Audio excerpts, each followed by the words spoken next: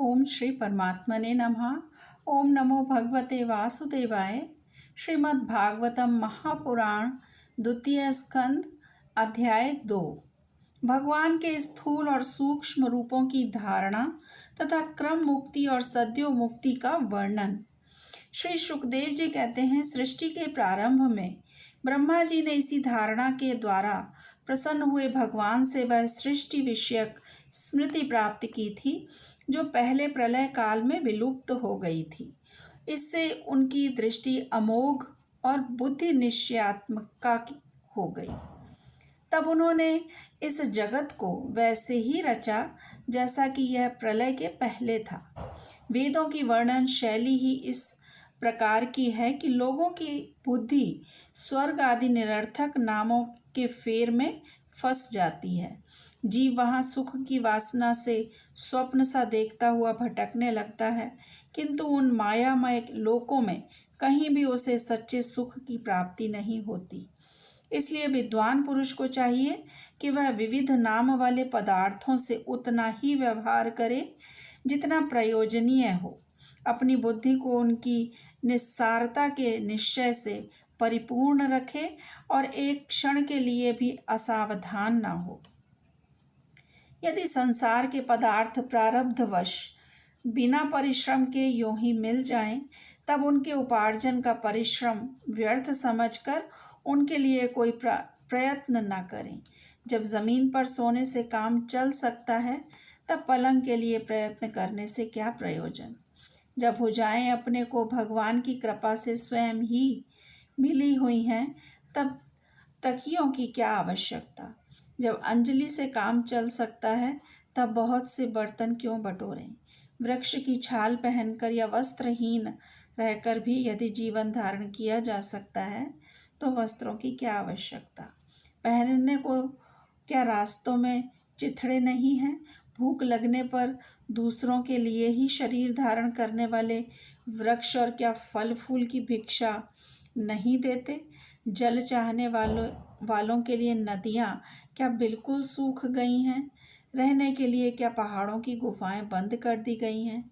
अरे भाई, सब न सही, क्या भगवान भी अपने शरणागतों की रक्षा नहीं करते।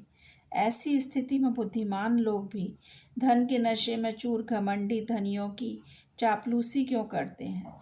इस प्रकार विरक्त हो जाने पर अपने हृदय में नित्य विराजमान स्वतः सिद्ध आत्मस्वरूप परम प्रियतम परम सत्य जो अनंत भगवान है, बड़े प्रेम और आनंद से दृढ़ निश्चय करके उन्हीं का भजन करें, क्योंकि उनके भजन से जन्म मृत्यु के चक्कर में डलने वाले अज्ञान का नाश हो जाता है।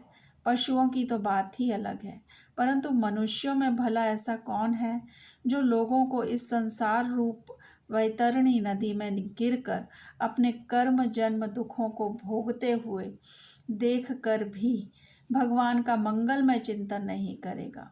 इन असत विषय भोगों में ही अपने चित्त को भटकने देगा।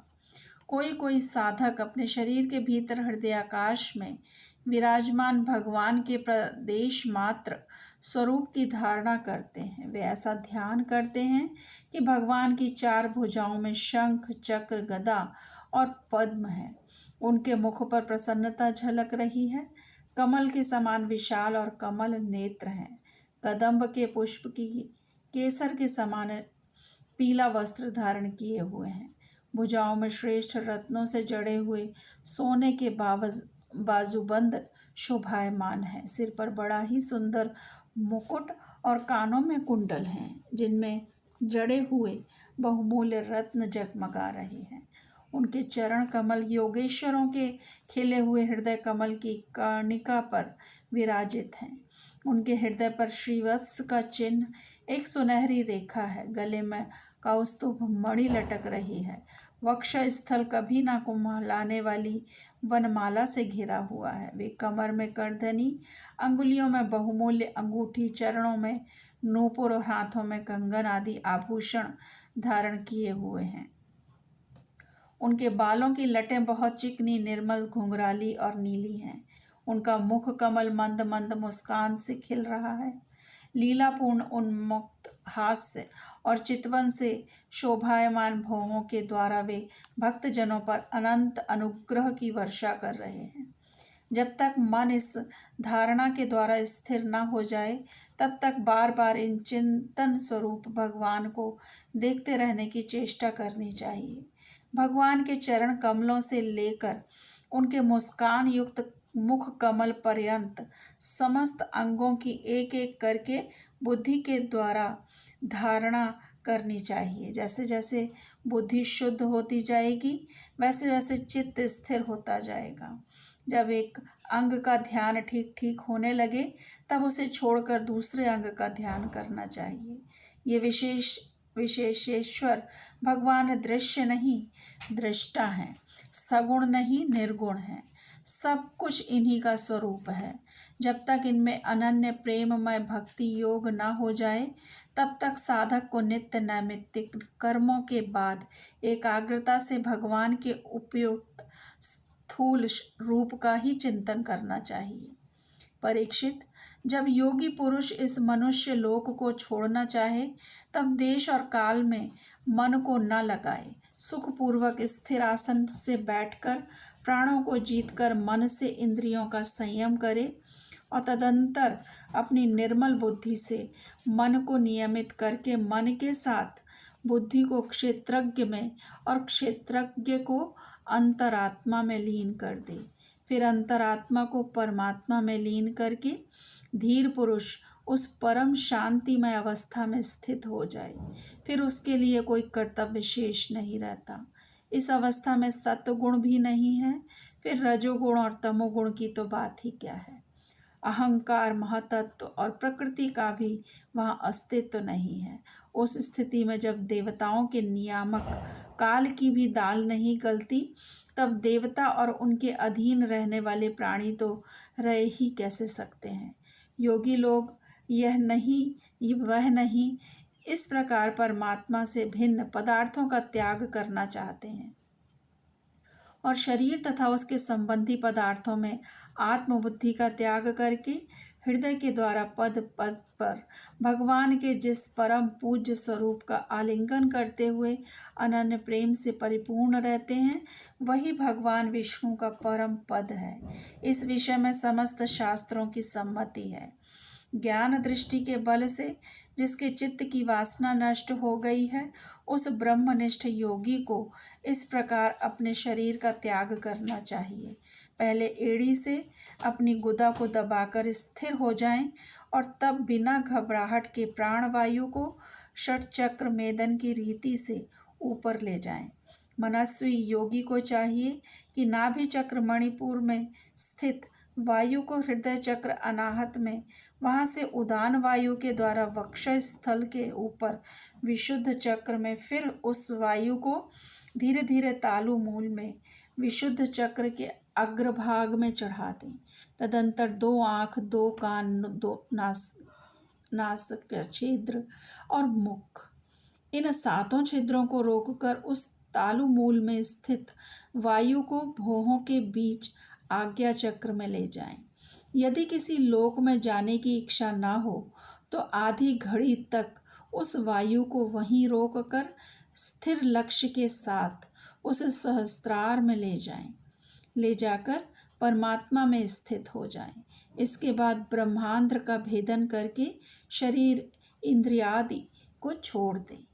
परीक्षित, यदि योगी की इच्छा हो कि मैं ब्रह्मलोक में जाऊं, 8 सिद्धियां प्राप्त करके आकाशचारी सिद्धों के साथ विहार करूं तथा त्रिगुणमय ब्रह्मांड के किसी भी प्रदेश में विचरण करूं, तो उसे मन और इंद्रियों को साथ ही लेकर शरीर से निकलना चाहिए। योगियों का शरीर वायु की भांति सूक्ष्म होता है। उपासना, तपस्या, योग और ज्ञान का सेवन करने वाले योगियों को त्रिलोकी के बाहर और भीतर सर्वत्र स्वच्छंद रूप से विचरण करने का अधिकार होता है। केवल कर्मों के द्वारा इस प्रकार बेरोक टोक विचरना नहीं हो सकता। परीक्षित, यदि योगी ज्योतिर्मय मार्ग सुषुम्ना के द्वारा जब ब्रह्मलोक के लिए प्रस्थान करता है, तब पहले वह आकाश मार्ग से अग्निलोक में जाता है। वहाँ उसके बचे कुचे मल भी जल जाते हैं। इसके बाद वह वहाँ से ऊपर भगवान श्री हरि के शिशुमार नामक ज्योतिर्मय चक्र पर पहुँचता है। भगवान विष्णु का यह शिशुमार चक्र विश्व ब्रह्मांड के भ्रमण का केंद्र है। उसका अतिक्रमण करके अत्यंत सूक्ष्म एवं निर्मल शरीर से वह अकेला ही महरलोक में जाता है। वह लोक ब्रह्मवेताओं के द्वारा भी वंदित है और उसमें कल्प पर्यंत जीवित रहने वाले देवता विहार करते रहते हैं। फिर जब प्रलय का समय आता है तब नीचे के लोगों के शेष के मुख से निकली हुई आग के द्वारा भस्म होते देख वह ब्रह्मलोक में चला जाता है। जिस ब्रह्मलोक में बड़े बड़े सिद्धेश्वर विमानों पर निवास करते हैं, उस ब्रह्मलोक की आयु ब्रह्मा की आयु के समान ही 2 परार्ध की है। वहाँ न शोक है, न दुख, न बुढ़ापा है, न मृत्यु। फिर वहाँ किसी प्रकार का उद्वेग या भय तो हो ही कैसे सकता है। वहाँ यदि दुख है तो केवल एक बात का कि वह यही कि इस परम पद को न जानने वाले लोगों के जन्म मृत्यु अत्यंत घोर संकटों को देखकर दयावश वहाँ के लोगों के मन में बड़ी व्यथा होती है। सत्यलोक में पहुँचने के पश्चात वह योगी निर्भय होकर अपने सूक्ष्म शरीर को पृथ्वी से मिला देता है और फिर उतावली न करते हुए 7 आवरणों का भेदन करता है। पृथ्वी रूप से जल को और जल रूप से अग्निमय आवरणों को प्राप्त होकर वह ज्योति रूप से वायु रूप आवरण में आ जाता है और वहाँ से समय पर ब्रह्म की अनंतता का बोध कराने वाले आकाश रूप आवरण को प्राप्त करता है। इस प्रकार स्थूल आवरणों को पार करते समय उसकी इंद्रियां भी अपने सूक्ष्म अधिष्ठान में लीन होती जाती हैं। घ्राणेन्द्रिय गंध तन्मात्रा में, रसना रस तन्मात्रा में, नेत्र रूप तन्मात्रा में, त्वचा स्पर्श तन्मात्रा में, श्रोत्र शब्द तन्मात्रा में और कर्मेंद्रिय अपनी अपनी क्रिया शक्ति में मिलकर अपने अपने सूक्ष्म स्वरूप को प्राप्त हो जाती हैं। इस प्रकार योगी पंचभूतों के स्थूल सूक्ष्म आवरणों को पार करके अहंकार में प्रवेश करता है। वहाँ सूक्ष्म भूतों को तामस अहंकार में, इंद्रियों को राजस अहंकार में तथा मन और इंद्रियों के अधिष्ठाता देवताओं को सात्विक अहंकार में लीन कर देता है। इसके बाद अहंकार के सहित लय रूप गति के द्वारा महतत्व में प्रवेश करके अंत में समस्त गुणों के लय स्थान प्रकृति का रूप आवरण में जा मिलता है। परीक्षित, महाप्रलय के समय प्रकृति रूप आवरण का भी लय हो जाने पर वह योगी स्वयं आनंद स्वरूप होकर अपने उस निवारण रूप से आनंद स्वरूप शांत परमात्मा को प्राप्त हो जाता है। जिसे इस भगवानमयी गति की प्राप्ति हो जाती है, उसे फिर इस संसार में नहीं आना पड़ता। परीक्षित, तुमने जो पूछा था उसके उत्तर में मैंने वेदोक्त द्विविध सनातन मार्ग, सद्यो मुक्ति और क्रम मुक्ति का तुमसे वर्णन किया है। पहले ब्रह्मा जी ने भगवान वासुदेव की आराधना करके उनसे जब प्रश्न किया था, तब उन्होंने उत्तर में इन्हीं दोनों मार्गों की बात ब्रह्मा जी से कही थी। संसार चक्र में पड़े हुए मनुष्य के लिए जिस साधन के द्वारा उस भगवान श्री कृष्ण की अनन्य प्रेममयी भक्ति प्राप्त हो जाए, उसके अतिरिक्त और कोई भी कल्याणकारी मार्ग नहीं है।